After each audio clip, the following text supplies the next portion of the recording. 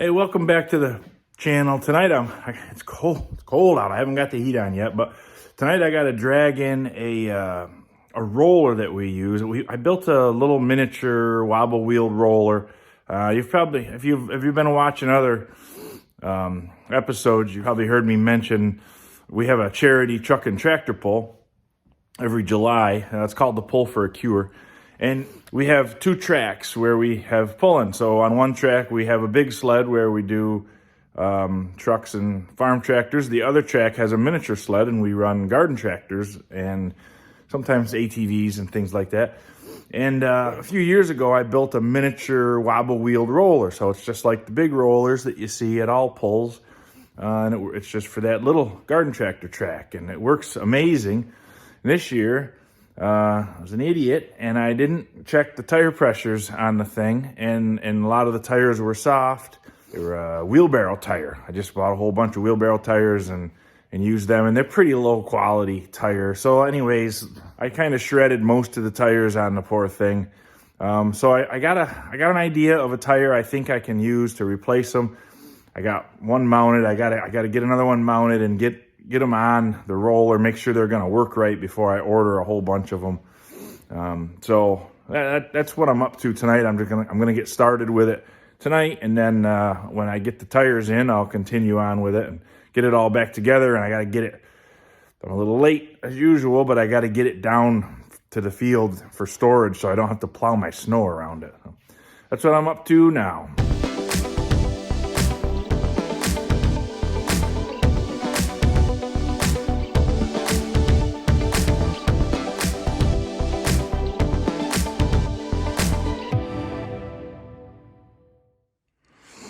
All right, here's a few details of this roller. Like I said, I built it, I think 2 or 3 years ago. It gets used one day a year, but it works really great.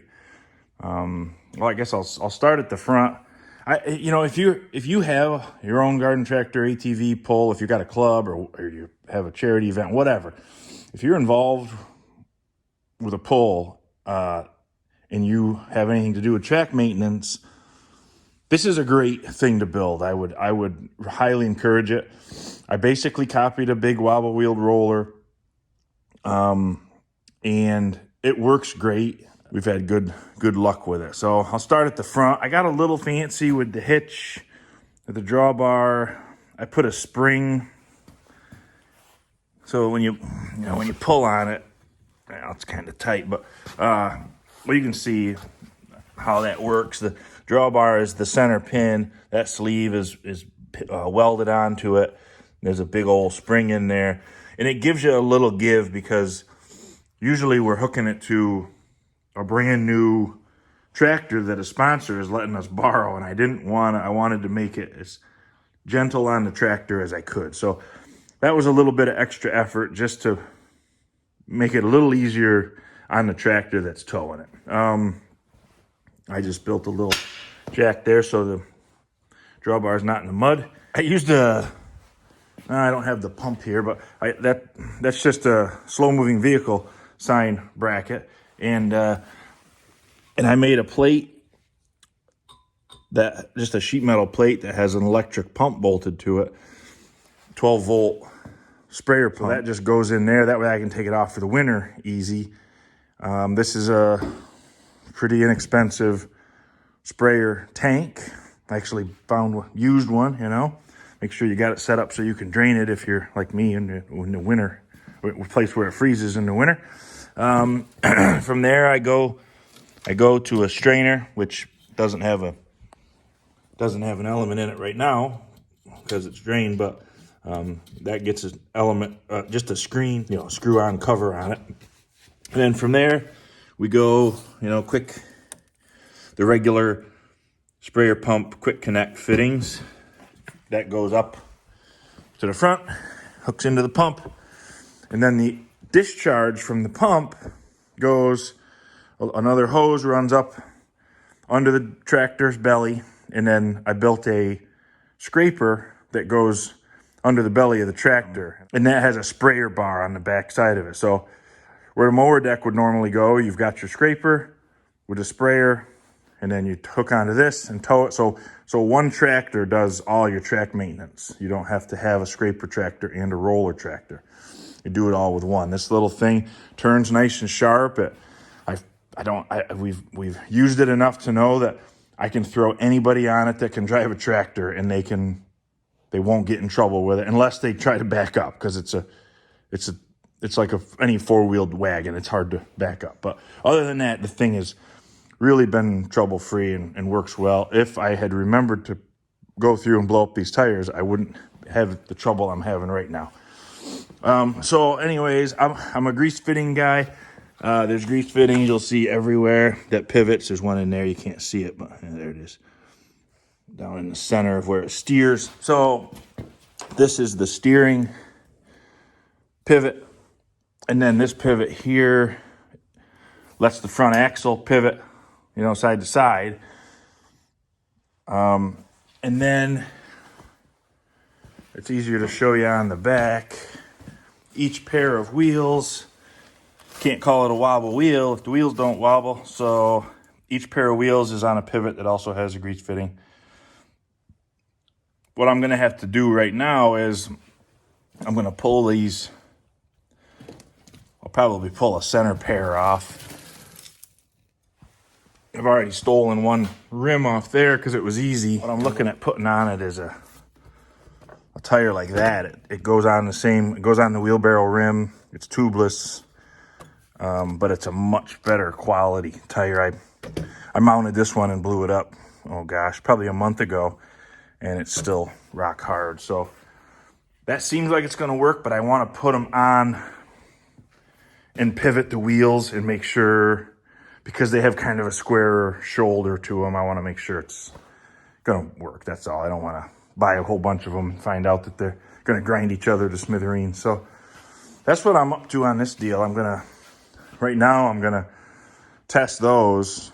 I got to mount one, put the pair on there, make sure they're going to work. And if all looks good, then I'll order a bunch more of them, and who knows when they'll get here, but hopefully before too long. I'd like to get this thing out of my yard because it's a real pain where I have to plow snow around it, or else I guess I could drag it off in the woods. But I'd like to just get it done, get it fixed, and get it out of here.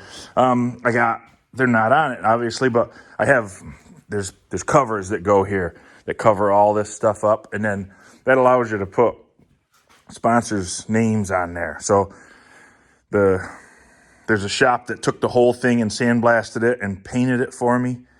Their name is on the bottom, and then the shop that donated all the paint, their name is on the side of it.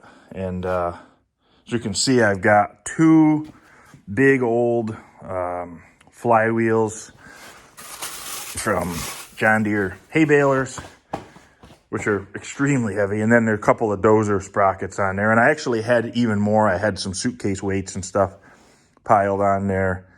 But I've taken them off. It's a little bit too heavy. It'll pound the track to the point where it's too hard. A couple things I got to change. One of which is I think my front cutting edges on my scraper, I need to serrate them so they're fingers instead of a solid edge. I got to make them so they'll kind of cut in more.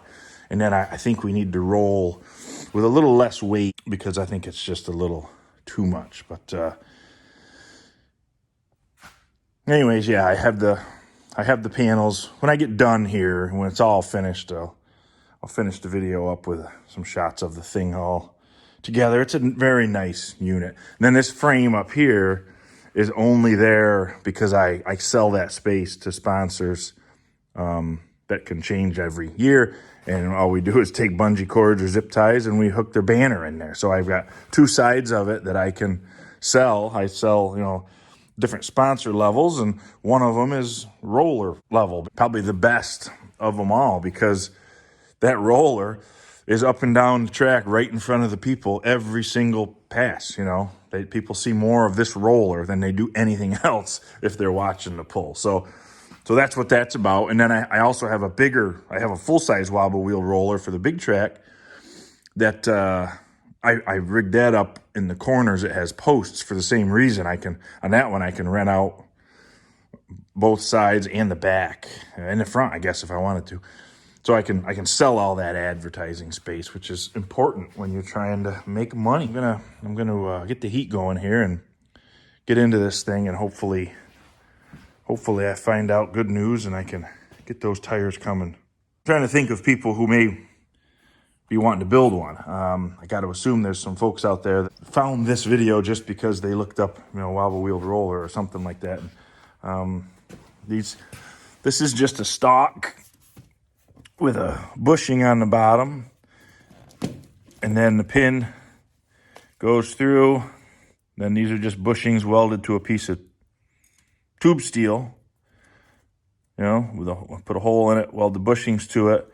That handles the top pivot, and then the bottom is just a hole drilled through it with a piece of solid steel that's welded in, and you just have to make sure you get the right diameter and length for whatever kind of wheel you want to use. That's one of my problems here was I didn't want to switch to a bigger hub or a different rim because it's a real bear to take all of these and cut them all apart and modify them. I'd rather not do that. So I think I found a good solution with using the same rim with a new tire, but and I was tempted to just buy a bunch of wheelbarrow tires, but when you buy that many, it's a substantial amount of money, and they're still a really cheap tire. They're not gonna last. So I think this is a good way to go. It has steering stops, bump stops on it, so you can only steer the axle so far, which I think is a good thing. I don't know. Like I said, we've never had any troubles with it. I don't worry about who's going to run it, really. If they're at all able to drive a tractor, they really have been able to just do this with no issues. I think that's about it. Putting the water on the drawbar. Some people will say you should put the water back there for ballast. I don't agree, because as you go, it gets lighter and lighter and lighter. And then you fill it again and it's heavy. And then some people will say the water shouldn't be on the roller at all. And I'm more inclined to agree with them, because what I just said, your roller your roller determines how tight your track is, and your pullers deserve to all have the same track, or as best you can, So if you're rolling with a roller that's getting lighter every pass, it's really not fair to the competitors, because they're getting as it gets lighter, they're getting a different track. I compromised and I put the water on the drawbar, so most of the weight goes to the tractor. Well, I don't know, mathematically, I don't know if I can say most, but a good portion of the weight goes to the tractor. Let's put it that way. And I think that makes it more fair. And it saved me having to rig a way of putting this onto a tractor, because like I said, the tractor, it could be different every year. Even if you always get a John Deere tractor, at some point they're going to change the way their front quick attach works, and all of a sudden your brackets don't work. You got to do it all over. So when I built my belly mounted scraper, I built the scraper itself, and then I made brackets that bolt onto it to interface with the tractor. So someday, if I need to, I can change the plates out. I should be able to change the plates out and make it work with almost any tractor. So that's the gist of my wobble wheeled roller. That's where my head was at when I designed it, at least, and right or wrong, you'll see the hitch is kind of ugly. That's because originally I just had a kind of a heavy sheet metal clevis on the end, and I had just welded it on, and I'm a bad welder, and it's pretty abusive, work, even with the spring. It's heavy. It's a lot of weight. So I've never weighed it. I don't know what it is, but it's pretty darn heavy. So that broke the first year. We made it almost through the whole day, and then the hitch broke, and it really wasn't a thing that you could jerry rig together, so we just had to leave it. So that year I changed it. I went to this so that it's welded on and also bolted on. And if, by some freak thing, all that were to break, you still can throw 3 new bolts in it and get it back up and running. So when you're designing something like this, you got to think about that stuff, because this could ruin your whole show, and you're playing all year for this event, and all of a sudden some foolish thing has got you stranded over a barrel, and you can't have a show, or else you get people mad and a bad reputation and all that stuff. So that's that. I'm going to get to work.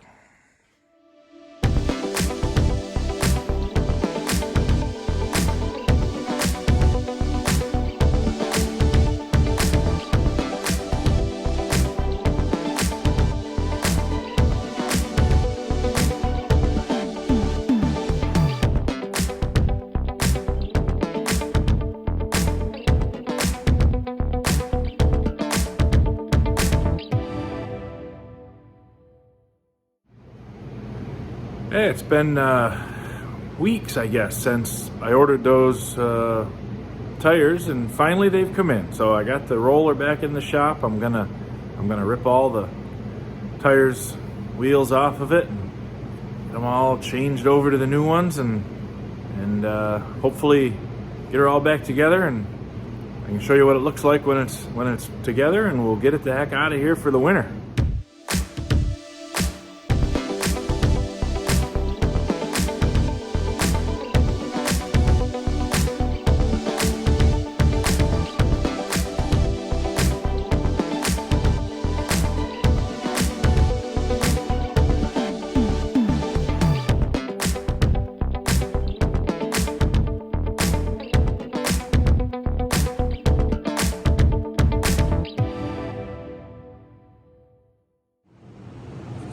I think I'll take it one axle at a time, because by the time I get done changing all these, I'm probably going to want to break from changing tires for a bit, so I can put the front axle back together, drop it, and then I can dig into the back one. But I wanted to point out one thing here. If you're of the mind that you're considering building a Wobble Wheel Roller, if you're that one guy out there that's watching, on a Wobble Wheel Roller, you always want your tires offset by a half a tire, right? Or you want the front tires to travel in the space between the back tires. There. You don't want them lined up. So when you're going down, because if they're lined up, you go down the track, you just get stripes that far apart. But if you offset them a half a space, then you get pretty much off, full roll coverage. Now when you're turning, of course, it probably gets screwed up. I don't know. I never really paid that much attention, but the right thing to do is that. And that's the reason why the center here is a non-pivoting wheel, because it's in the middle, so the axle can pivot on it. It's okay. It's not really going to hurt anything. And then all the other ones next to it pivot. So that's kind of a bear getting that apart, which is okay. It's not a thing I do very often, so it's all right. It would be a bummer if I had a flat in the middle someday, because I basically have to drop those just to get that, but that's fine. But something to consider if you're going to build one, and if you have a miniature pull of any kind, I would highly encourage you to build one just like this, because it's performed real well. But my recommendation is pivot the front axle, because you don't want it rigid. And then right under the pivot, put your one odd number tire. And then go from there, laying out your roller. So in the front, there's a tire right in the middle. And if you go in the back and look, you'll see that there's a space right in the middle. And it's a half a space narrower than the front on each end, right? It's one tire narrower, so it's a half a tire on each end. So now I've got a huge pile of tires to change. Before I dive into doing that on the floor, where it's going to kill my back, I'm gonna go ahead and build a little something to get them up on the bench where I can change them a little more comfortably. Because I think there's 19. Well, I've already got 2 done, the 2 in the center of the back. So I got 17 more to go. So it's a 19 tire roller. So So what I'm thinking I'll do, my weld bench, here's another idea for you if you're a guy that likes to build stuff. I built this weld bench. It's I-beams running this way, and then I just made little clamps that bolt up through. They're tapped, and they just clamp down these other H-beams. So with it that way, I can loosen a clamp on each side, you know, however many I want to, and I can pull I-beams out. So sometimes you need a hole in the middle of your weld bench because you got to weld something that, you know, goes down or whatever. So you can do that. You can take it apart. You can stick something through the bench and you can still clamp it and all that stuff. On all the way around it, I welded 2-inch receiver hitches.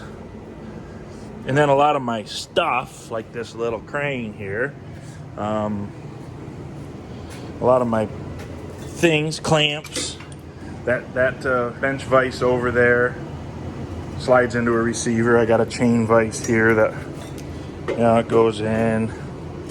Yeah, sure it does, like that. So a lot of my stuff anyways is like that. And one of the things I built was just a right angulizer with a 2-inch receiver going up, so you can, you know, build more weird crap, whatever you need. So anyways, the reason I tell you all that is I've got a chunk of 2-inch, and I already drilled a hole in a thing here and found a crappy old bolt that's the same size as the axle. So what I think I'm gonna do is just weld this to this under there, and then weld this to that, and then I think I can change my tires right here at waist height, which would be good. It's not, you know, it ain't a thing I want to put a bunch of time into, but I think I can build a little quick thing that'll work for it. So let me get that done, and then I'll get into the joy of tire changing.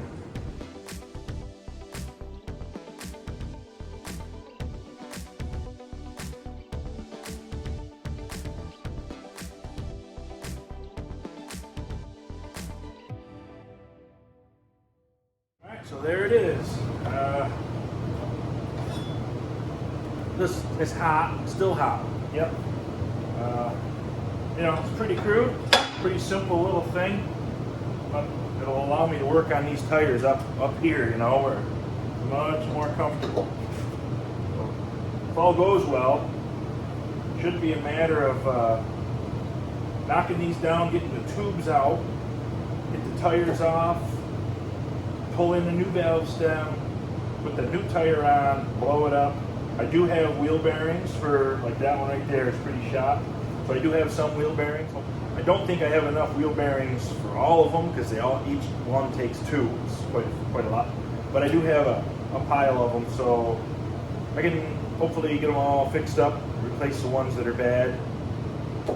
I'll get these back on the front axle, and I'll get the back ones off.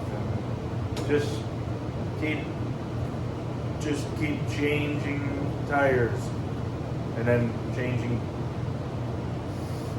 more tires. It's fun. It isn't fun.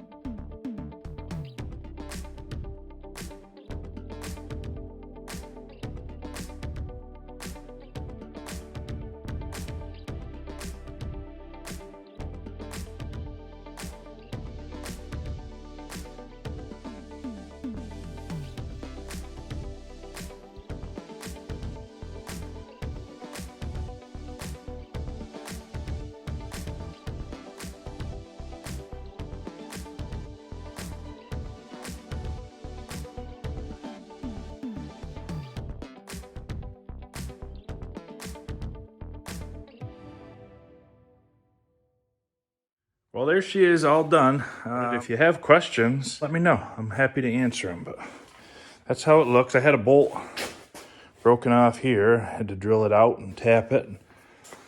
I always, whenever I build stuff, I try to do it with, you know, either a tapped hole or a welded nut or whatever, so you don't have to reach underneath and hold a nut when you put things together. But sometimes it comes back to bite you. But it's worth it, I think. You know, things go together and come apart pretty well that way.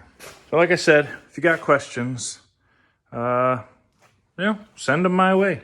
I'm happy to answer, happy to help. Well, I guess that's it for this little project. Got the roller back in business and ready for next year. Hopefully those tires are all hard come July. I still got to do a video about the pull for a cure. We have our charity tractor pull, and this roller is a pretty important piece of the puzzle, really. I'm glad to have it done and out of here. I had to touch up a little paint for some reason. It was rusting in one spot there.